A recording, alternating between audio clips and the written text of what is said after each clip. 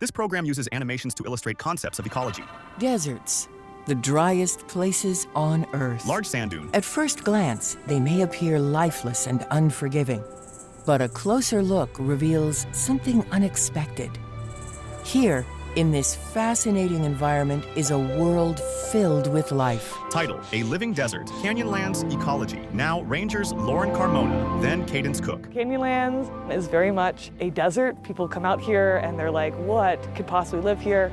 We get very little rain and we have really hot summers. It can be 100, 110 degrees even. And really cold winters where there can be over a foot of snow in some places. Snow-covered rocks. But it is a living desert. Yellow plants. You can find plants, animals, and microscopic organisms everywhere throughout the park if you just know where to look for them. Man photographs red flower, then black birds. One resident in particular thrives here, the raven.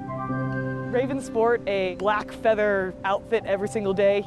A lot of people are like, aren't the ravens hot in that?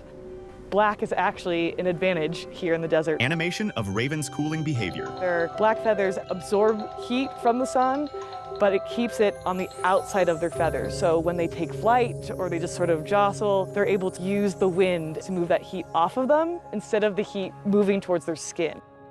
The raven's dark plumage makes it easy to notice against stark blue skies and red rocks. Brown squirrel with white stripe. But smaller creatures that blend into their surroundings require a keen eye to spot. A white-tailed antelope squirrel is a visitor favorite. During the summer here, when we have intense heat, their tail acts as an umbrella as they scurry between shade patches underneath shrubs, bushes, and trees. Animation of cooling behavior, then squirrel lays flat on ground. Another way that antelope squirrels cool themselves is they'll dig a little hole in the sand and they'll flop their bellies into it to use the coolness of the ground against their own skin to cool them off. Ice melts from rock ledge.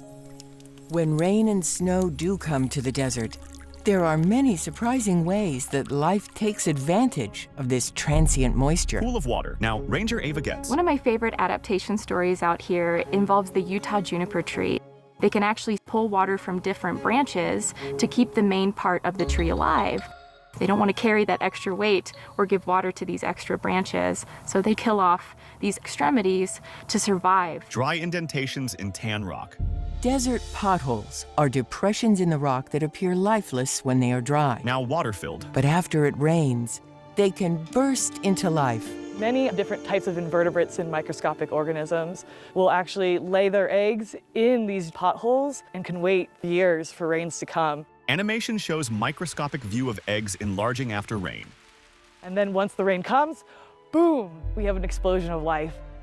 Inside those potholes, you can find things like shrimp, snails, worms, and tardigrades. Plump, wiggly, magnified invertebrates. Potholes aren't the only places harboring life. Red flowers. One of the most fragile living things in the desert blends in so well that it's practically hidden in plain sight. Lumpy soil. Biological soil crust is a black, crusty material that may not seem like much, but is essentially the foundation for plant life here. Pink flower and crusty soil. Bacteria and other microorganisms in the top layer of sand form the protective biocrust. Animation of soil layer cross-section. It adds nutrients to the soil, prevents erosion, and helps store water, but is also extremely fragile. Footprints in crusty soil. One footprint can make a huge impact in eroding away this important soil, so we ask the folks to be really mindful of where you're stepping. Distant mesas, then green plants on seeping wall. Canyonlands National Park is a testament to the resilience of living things to adapt and survive,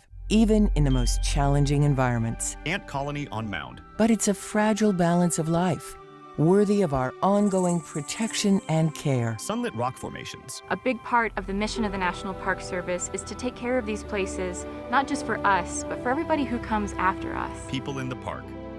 If you take a closer look at this landscape to appreciate the evidence of animals, the uniqueness of the plants, you really get a sense that this is truly a living desert. Green and yellow plants with red buttes in background. Credits. Produced for the National Park Service by Alphabet Media Group. Featuring Lauren Carmona, Cadence Cook, Ava Getz. This program was made possible by entrance fees collected from Canyonlands visitors. Thank you for your support. NPS Arrowhead logo.